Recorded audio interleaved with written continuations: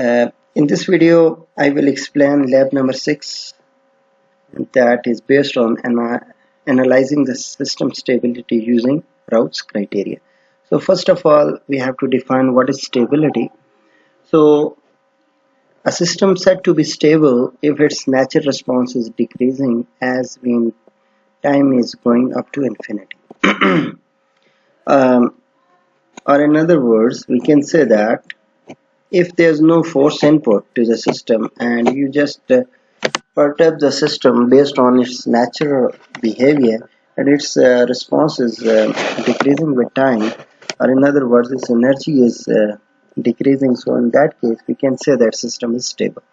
In other words, if we look at the transfer function of the system, if we look at the roots of the denominator of the transfer function, and that also known as poles of the system, if poles is at the negative of plane or its real value is negative, then we can say that system is stable.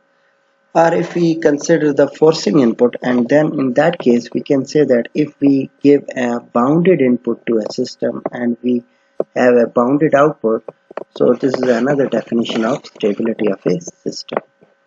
Now the next thing is unstable system. So for unstable system, if we look at the natural response of the system, if natural response is not decreasing with increasing the time to infinity, so it is increasing up to infinity, so this means that system is unstable, and or in other words its natural response keep on growing with time, so system is unstable. Secondly, if we look at in terms of input, if we give a bounded input to an unstable system, then system output is not bounded, it is unbounded, so in that case system is also unstable. If we look at S-plane or in transfer function, if the denominator, that is pole, if poles lies at the right of plane of the S-plane or poles values is lies in the right of plane, in that case we say that system is unstable, or in other words pole value is greater than 0, then this means that your system is unstable. Now the third definition, which is actually in the boundary of stability and instability, is known as marginally stable system. So marginally stable system are those systems which lies on the boundary of j omega axis, means that if you have a single pole at the origin, or if you have one pair of pole on the j omega axis and remaining poles lies on the left of plane of the S plane, so in that case we call it as a marginally stable system. In terms of natural response, if we have a marginally stable system, then its response is neither growing nor decreasing, it is stay on a particular amplitude, so we can say that this is a marginally stable system. Normally we have oscillatory system is also a part of marginally stable system. So the basic idea here, what we learned, that if the real part of the poles are greater than 0, we can say that system is unstable. If the real part of a pole is less than 0, we can say that system is stable. If real part is 0 and the remaining roots or poles of the system lie on the left of plane, then this means that system is marginally stable. Now to analyze this is a very important analysis point of view, the property of the system that we need to analyze before designing a control system, because there are three basic specifications that in control system design we try to achieve. One is the transient response, second is the steady state error, and third is the system stability. So the important most is the stability, then we can look for transient and steady state response. So for analyzing the system, we use a technique or tool is known as Routh's criteria. Okay, so the objective of this lab is to verify the effect of pole location upon stability, to verify the effect upon the stability of pole loop gain in the negative feedback. So the main idea is, so before starting lab, so you have to find the equivalent transfer function of a negative feedback system. So because this is a negative, so it is also known as negative feedback system. So first of all, you have to calculate the closed loop transfer function, because for system analysis you must need closed loop transfer function for analyzing the stability of the system. For in that case, for this lab, g of s is given us to as k times s into s plus 2 whole square, and feedback path is 1, h of s is 1. When we calculate the transfer function, so if you remember what is the formula of transfer function calculation for a block diagram, it becomes g divided by 1 plus gh. So when I solve that equation, it becomes k divided by s cube plus 2s square plus 4s plus k. You can verify this by yourself, doing by yourself. Okay. Now this is the first part of the lab, said that you know that you have to work for closed loop transfer function. Now after that we have to move to the next pre-lab, is that for the system in first, find two values of gain that will yield closed loop overdamped second order pole, repeat for underdamped poles. Okay, now the thing is, here if you look at this closed loop transfer function, we designed a controller actually which is known as a gain controller that has only k, so variable. So when we have to find the value of k, we have to meet some criterion so that we can find the value of k. So the first most criteria is the stability, and after that we have this criteria that either response is overdamped or underdamped. How we do that? So for doing this, we use this tool that is known as Routh's criteria, so that we can find out the range. This criteria give us the range of the values of k that we can use to calculate overdamped or underdamped response of the system. In previous labs, in lab 4 and 5, you see that you do not know exact range where you have to find the values of k, and you use iterative method or in loops. You just check it where you get the result. So now this tool help you to make your design very easy, or tuning in very easy. We normally say that to find the value of k, also known as tuning of the controller, or find the best value of the control. Okay, so this help us. So the criteria Routh's uses to for the stability of the system. Now how Routh's criteria works, so if you look at this transfer function, we are interested in the denominator, this one. Okay, because denominator give us the poles of the system, and that make actually the main response of the system, or that has the main properties. So for Routh's table, what we have to do, we have to make rows and columns. So first of all, we have to look at this denominator with the power.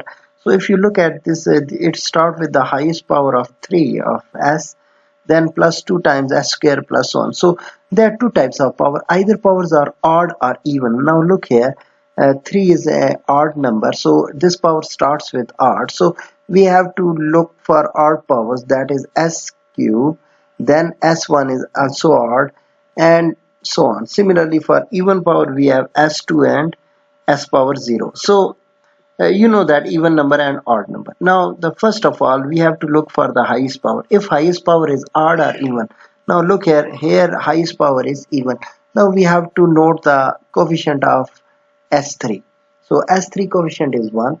Now we have to make a table, and we call it as a Routh table. How Routh table look like? So first of all, we write the highest power here. So for example, this is s3, we put s3 here, then s2, then s power 0. So look here. So first column, which is not which is just written for our own information, is known as, this is also called at column 0, where we put s power 3, s power 2, s power 1, s power 0.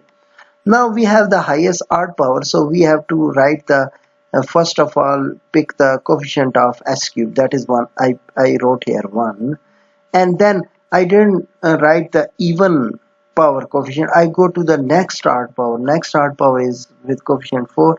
I put 4.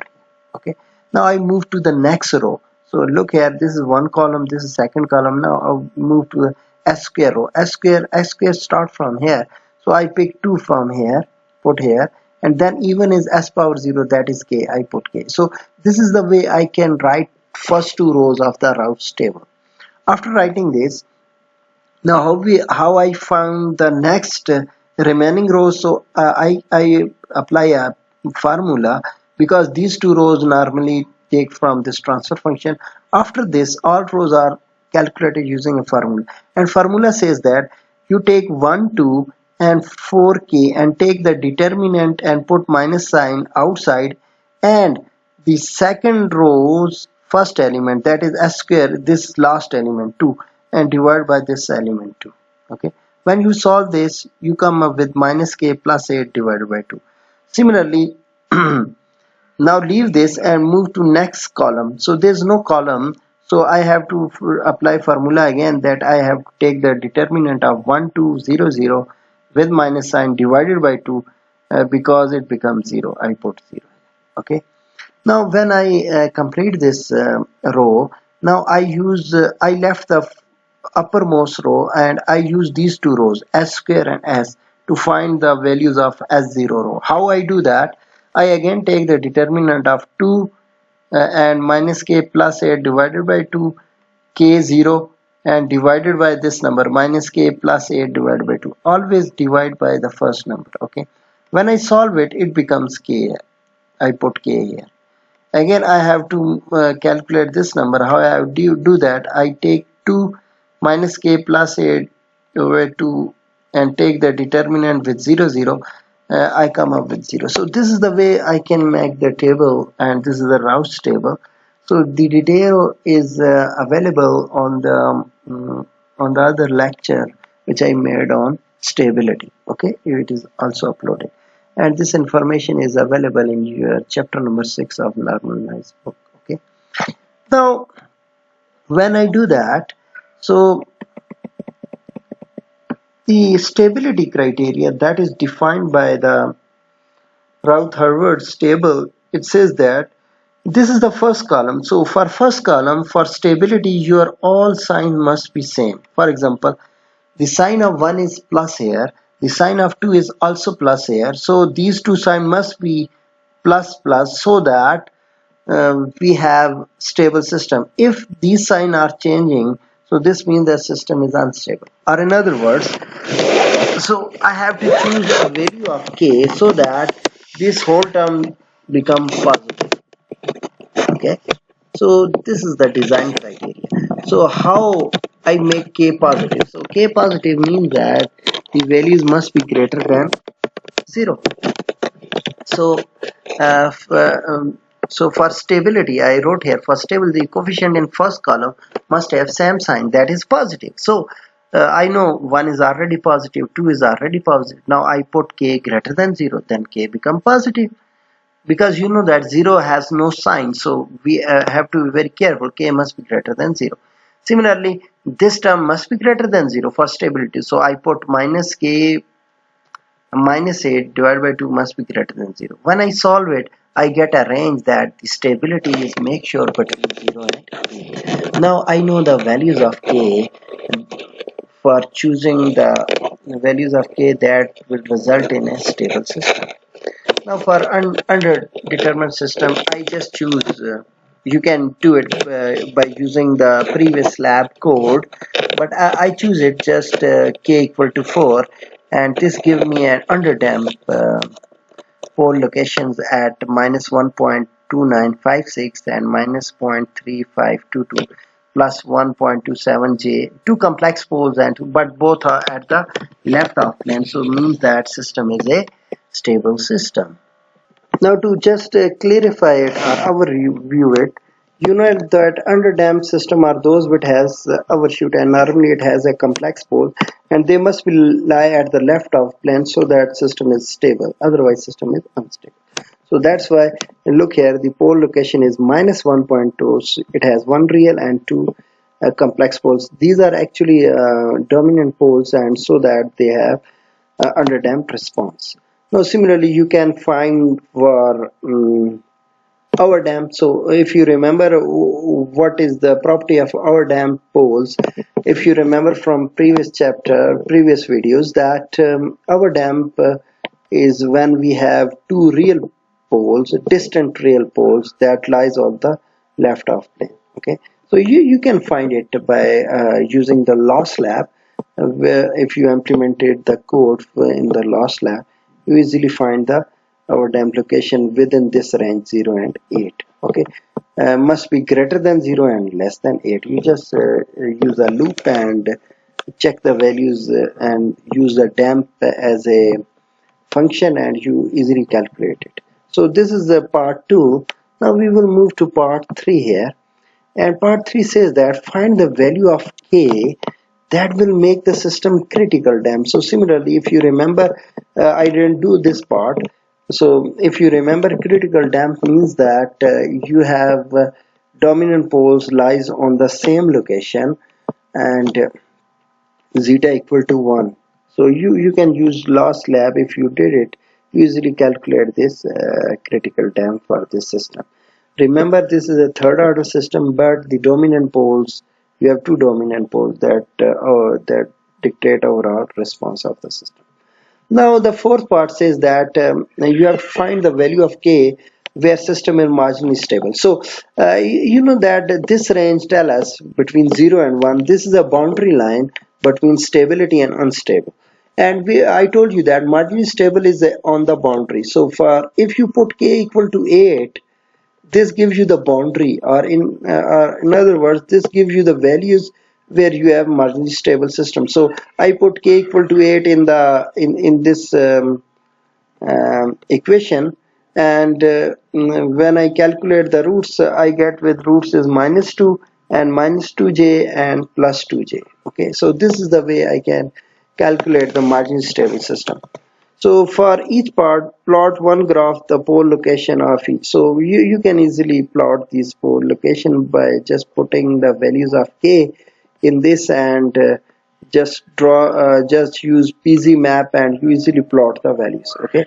Now lab, what you have to do in the labs, this is the task that you have to do during the lab. So in lab, you have to use a Simulink. Okay, so you set up the negative feedback system. So what you have to do, you have to make a block with a transfer function and put the transfer function there, and then feedback with a gain 1, and just take a negative and then put a step input to the system, and just plot the step response of the system at each value of gain calculated. So we already calculated the values of gain. We just put the values of gain and just look at the critical damp and marginally stable response of the system. Now plot the response for two values of k gain above that calculate used to marginally stable. So we have to plot for two values. So look here, you can plot for two values for k equal to 8 and k equal to 0. That gives you marginally stable, because these two are the boundaries where your system is marginally stable. Now the next task is that at the output of the negative feedback, so what you have to do, you make just this system, then you put a block here.